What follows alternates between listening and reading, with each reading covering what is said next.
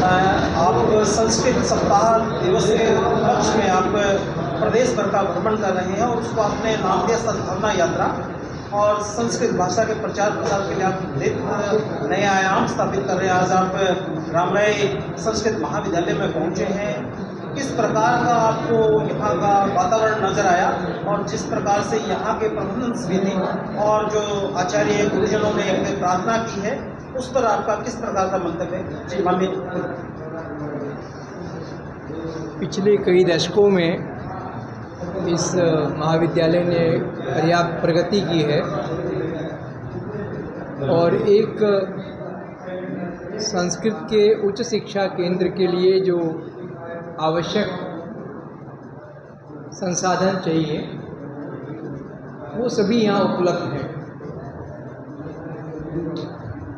इसलिए इस विद्या केंद्र की प्रगति के लिए हरियाणा सरकार के सपनों के अनुसार जो भी सहयोग हमसे होगा वो हम करेंगे।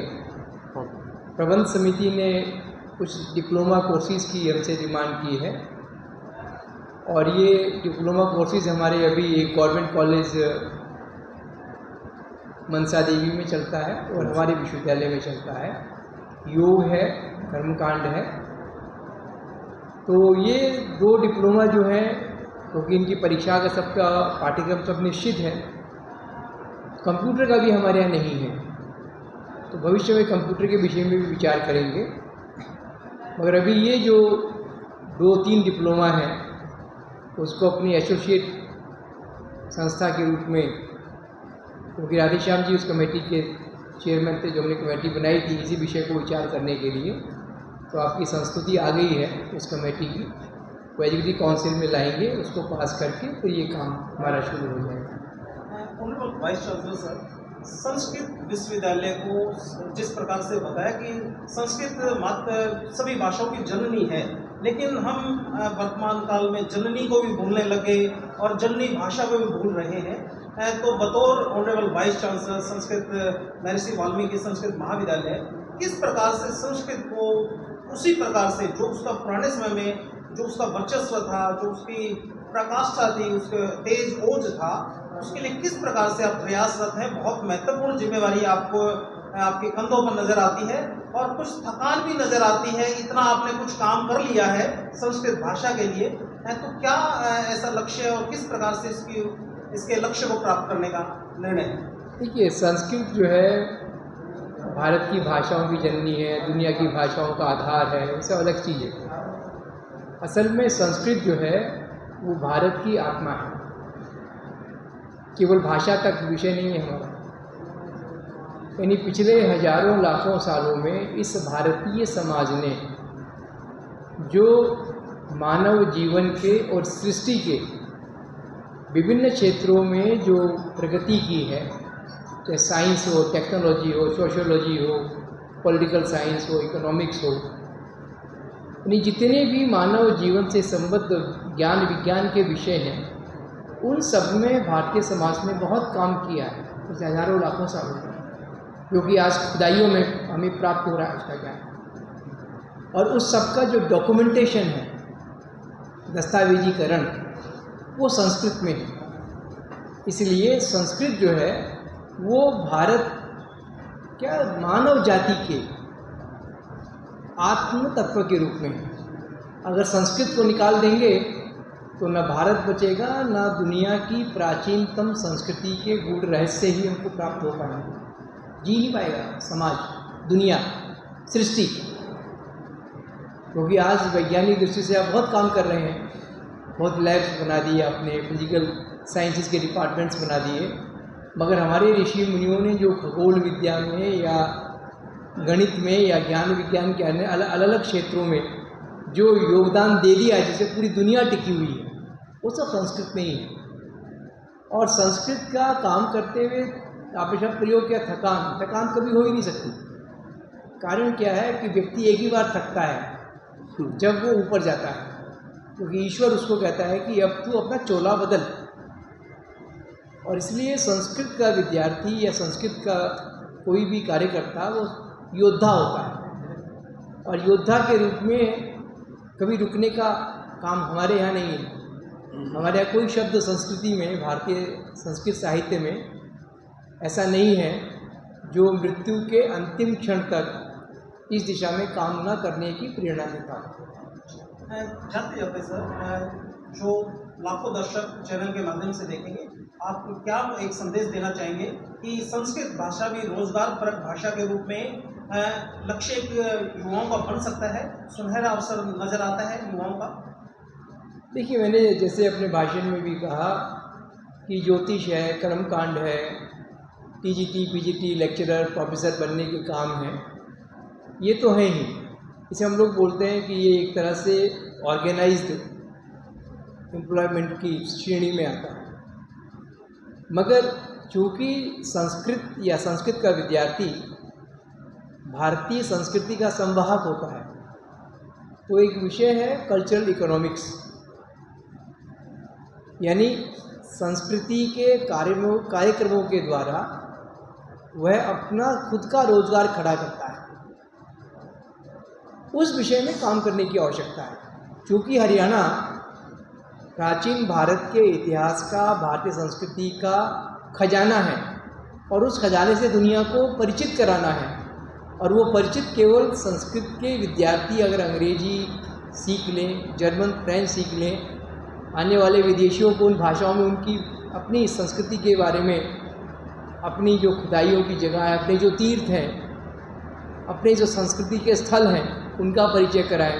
कोई गाइड के रूप में है, कोई इवेंट मैनेजमेंट के रूप में है, एक बहुत बड़ा स्कोप है। और हिंदुस्तान में 0.25% कल्चरल इकोनॉमिक्स का जीडीपी को क्रिएट करने में योगदान है, जबकि यूरोप के जितने देश हैं, चाहे वो जर्मनी हो, चाहे वो ग्रीस हो, उनके यहाँ यही कल्चरल इकोनॉमिक्स जो है वो 24 से 25% तक कंट्रीब्यूट करती है जीडीपी को क्रिएट करने में, जो भारत में नहीं है। तो संस्कृत के विश्वविद्यालय को, संस्कृत की इन पाठशालाओं को सांस्कृतिक अर्थशास्त्र के माध्यम से रोजगार देने वाला समाज पैदा करने का, स्वरोजगार देने वाला समाज पैदा करने का एक बहुत बड़ा लक्ष्य है हमारे पास, जिसके लिए हमें काम करना चाहिए। अंतिम निवेदन है ऑनरेबल वाइस चांसलर, सरकारों से, भारत सरकार और राज्य सरकारों से आप किस प्रकार का सुझाव देते चलेंगे कि स्कूल में संस्कृत भाषा और सभी विश्वविद्यालयों में कुछ संस्कृत भाषा से जुड़े कोर्सेज अनिवार्य है या चलाए जाएं, ताकि संस्कृत का बहुत ज़्यादा प्रचार प्रसार किया जा सके? सरकार को क्या कदम उठाए जिससे संस्कृत बहुत लोकप्रिय भाषा बन पाए? 1900 के पहले जब गांधी जी इंग्लैंड में पढ़ने गए तो उन्होंने वहाँ से हाई स्कूल किया। हाई स्कूल करने के लिए एक आवश्यक शर्त थी कि उन्हें लैटिन या ग्रीक, दो में से एक भाषा उत्तीर्ण करनी है, क्योंकि पूरे यूरोप की भाषाएं, संस्कृति जो है वो ग्रीक और लैटिन भाषाओं से होकर आती है। हम ये चाहेंगे, हम पहले से डिमांड कर रहे हैं पिछले 50 साल से, कि जैसे आपके बीए होता है, ग्रेजुएट कहते हैं, विदेशों में हाई स्कूल या मैट्रिक पास को ग्रेजुएट कहते हैं, क्योंकि उसके बाद सिर्फ 5% लोग हायर एजुकेशन में जाते हैं सीनियर हाई स्कूल के बाद, फिर वो अपने अपने टेक्निकल एरियाज़ में चले जाते हैं और 5% लोग हायर एजुकेशन में जाते हैं। तो वो जो 12वीं का बच्चा है, मैट्रिक 10वीं का बच्चा है, अगर आप उस बच्चे के लिए ये आवश्यक कर दें कि बिना संस्कृत का पेपर पास किए उसको हाई स्कूल का या 12वीं का सर्टिफिकेट नहीं मिलेगा, इतना ही पर्याप्त है पूरे देश में। उसका एक कारण है, चाहे वो हिंदी हो, चाहे गुजराती हो, मराठी हो, तमिल हो, तेलुगु हो, कन्नड़ हो, जितनी भारतीय भाषाएं हैं, इन सभी भारतीय भाषाओं को संस्कृत का आधार है। उनकी सारी शब्दावली संस्कृत व्याकरण के आधार पर, संस्कृत धातु प्रत्ययों के आधार पर बनी हुई है। जितना कन्नड़, गुजराती, मराठी, तेलुगु, तमिल तक का जो प्राचीन साहित्य है, वो हमारे प्राचीन संस्कृत ग्रंथों का उन भाषाओं में रूपांतरण है। तो जब बच्चा अपनी प्राचीन भाषा को नहीं जानेगा, अपनी मातृभाषा को नहीं जानेगा, बिना संस्कृत के गुजारा नहीं है। हिंदी भी अगर आप बोलना चाहें अच्छी, मैं हिंदी ये अच्छी इसलिए बोल रहा हूँ कि मुझे संस्कृत आती है। कोई गुजराती अगर अच्छी हिंदी लिखता है, गुजराती अच्छी लिखता है और बोलता है, इसलिए क्योंकि उसका संस्कृत का आधार है।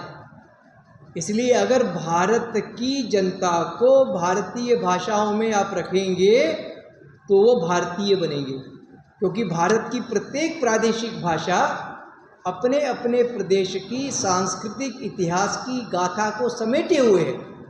इसलिए अगर मराठी गुजराती जिंदा रखना चाहता है हिंदुस्तान, हिंदी भी जिंदा रखना चाहता है, तो उसका आधार जो है वो संस्कृत है, और कोई अरबी फारसी या अंग्रेजी या ग्रीक लैटिन नहीं है, संस्कृत है।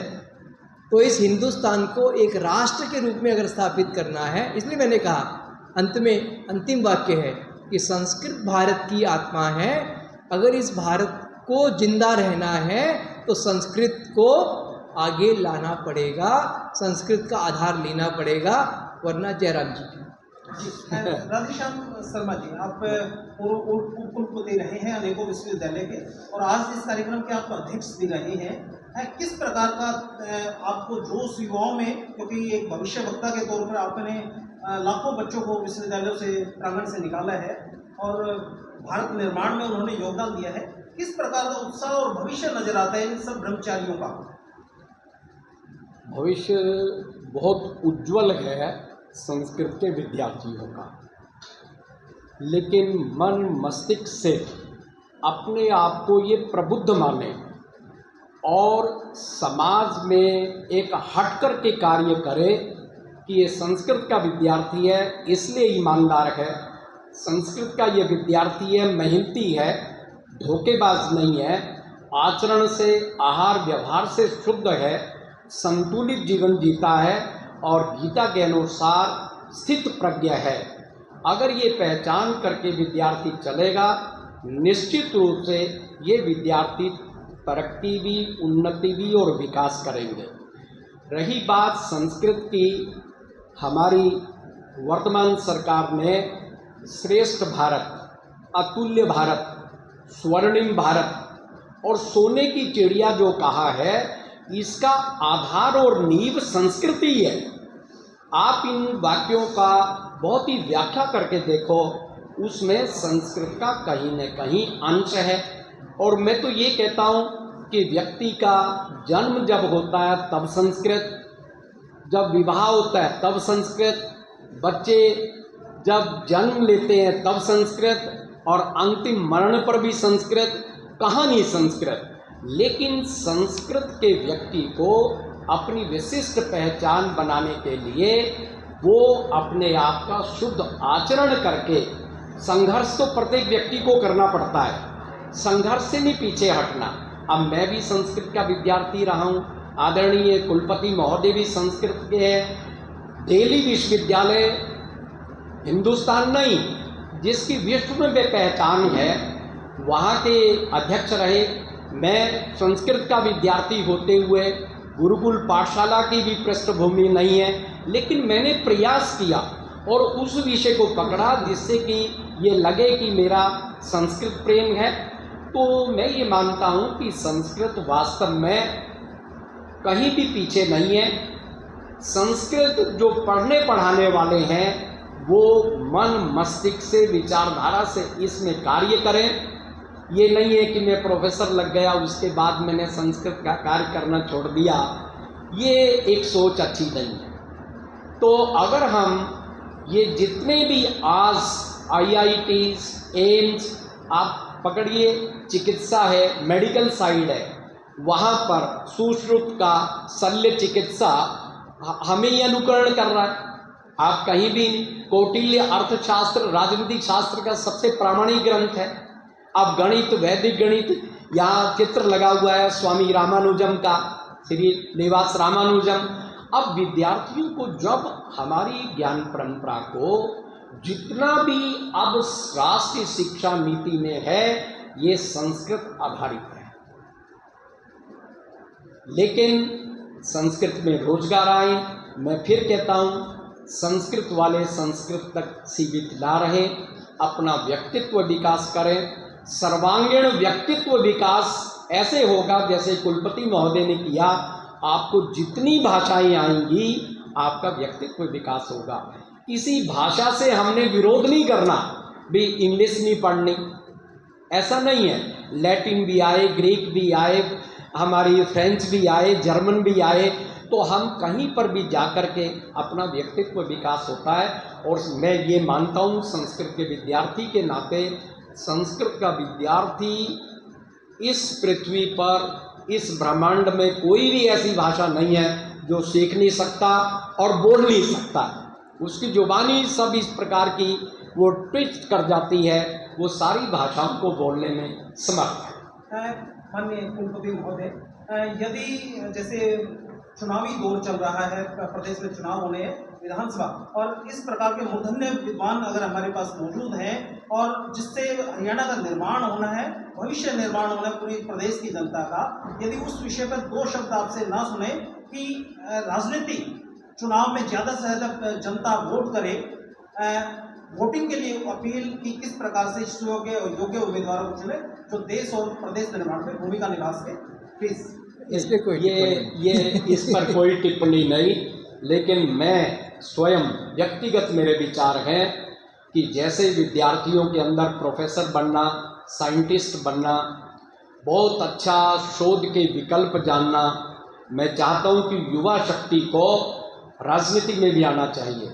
अच्छे व्यक्ति जब तक राजनीति में नहीं आएंगे वास्तव में कहीं न कहीं चूक है। धन्यवाद। जय हिंद।